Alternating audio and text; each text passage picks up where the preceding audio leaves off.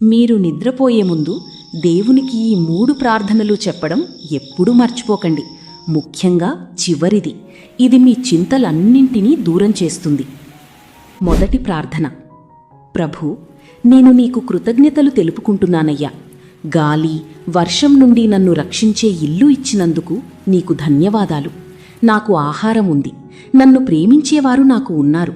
కన్నీళ్లు ఉన్నప్పటికీ నేనిప్పటికీ నీకు కృతజ్ఞతతోనే ఉన్నానయ్యా.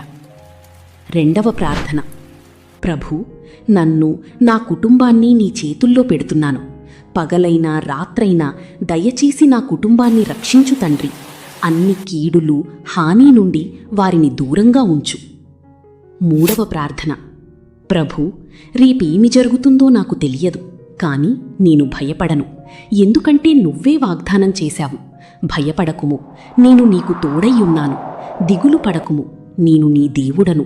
నేను నిన్ను బలపరతును. అవును, నేను నీకు సహాయం చేస్తాను. అవును, నా నీతిగల కుడిచేతితో నేను నిన్ను ఆదుకుంటాను అని.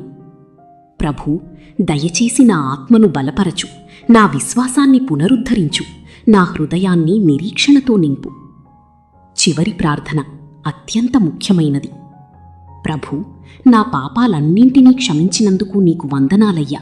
నా భయాన్ని, నా చింతలను, నా ఆందోళనను దూరం చేసినందుకు ధన్యవాదాలు. దయచేసి నీ వాక్యంతో నా హృదయాన్ని శుద్ధి చెయ్యి. నన్ను రక్షించడానికి నీ దేవదూతలను పంపు.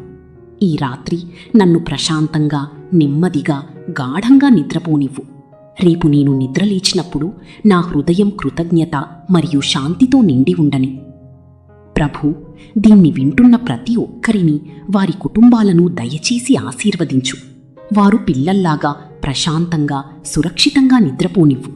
రేపు వారు నిద్రలేచినప్పుడు వారి మనస్సులు స్పష్టంగా మరియు అన్ని దుష్టత్వాలు, శోధనల నుండి దూరంగా ఉండునుగాక.